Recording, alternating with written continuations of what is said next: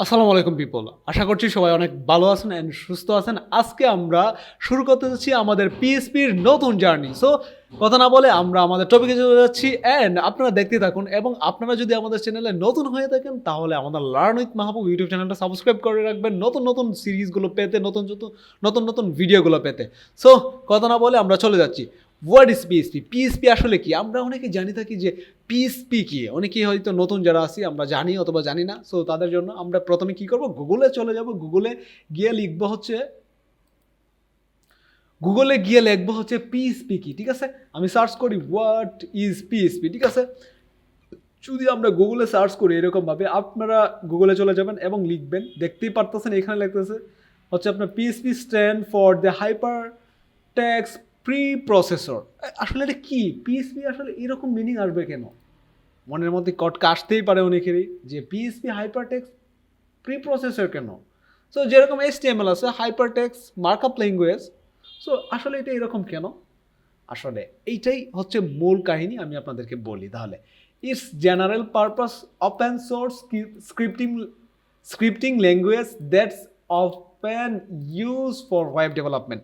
এটা হচ্ছে আপনার একটা open source scripting language. So এটা হচ্ছে কিন্তু ওয়েব ডেভেলপমেন্টের জন্য কিন্তু স্পেশালি তৈরি করা। তারপরে PHP is primary use for server side scripting. PHP কিন্তু সার্ভার সাইডে কিন্তু স্ক্রিপ্টিং করে। সো আপনি আপনার পিএইচপি কোড লিখবেন আর এইগুলো কিন্তু অটোমেটিকলি কিন্তু সার্ভার সাইড রেন্ডারিং করে, ঠিক আছে। সো এটাই হচ্ছে সবচেয়ে বড় অ্যান্ড সবচেয়ে ইউজফুল একটা জিনিস। সো দেখেন, মানুষের কিন্তু পিএইচপিতে কোড করে তাদের ওয়েব অ্যাপ্লিকেশনকে এসইও করার জন্য, তাদের ওয়েব অ্যাপ্লিকেশনটাকে সুন্দর করার জন্য, মানুষ যাতে সার্চ করলেই পায়, সার্ভার সাইড রেন্ডারিং যেটাকে বলে। সো এটা কিন্তু করে, but it can also be used for common line scripting and desktop application. বুঝতেই পারছেন। So PHP use to create dynamic web page. PHP মূলত আপনার ডাইনামিক ওয়েব পেজ ক্রিয়েট করার জন্যই তৈরি করা হয়েছে। It's on of the first server side language that can be embedded into HTML. HTML সাথে এমবেডেড করে তারা কিন্তু সর্বপ্রথম যে সার্ভার সাইড আপনার ল্যাঙ্গুয়েজ হিসেবে তারা কিন্তু মানে আবির্ভূত হয়েছিল। So this made it easier to add functionality to web page without need to call external data.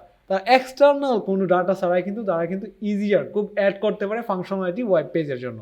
So PHP can use to write website, web base application and services.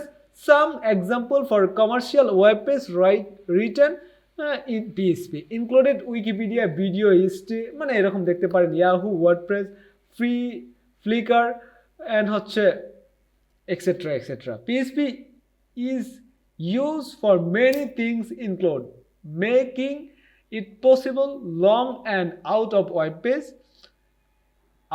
a web page, loading content on site in WordPress, extending WordPress. এরকম আপনারা পড়ে নিতে পারেন আপনারা যদি চান তাহলে। পিএইচপির এখানে একটা সুন্দর একটা ওয়েবসাইট আছে, তাদের ডকুমেন্টেশন আছে। সো সেইখানে চাইলে আপনি ছু মেরে দেখে আসতে পারেন পিএইচপি আসলে কি। পিএইচপি এখানে দেখতেই পারতেছেন অনেক কিছু লেখছে, হাইপার টেক্সট প্রি প্রসেসর, হ্যাঁ।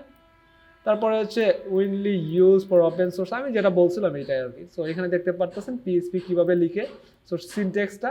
সো এই হচ্ছে পিএইচপি বিষয়। আপনারা চাইলে আপনারা নিজেরা একটু দেখে আসতে পারেন।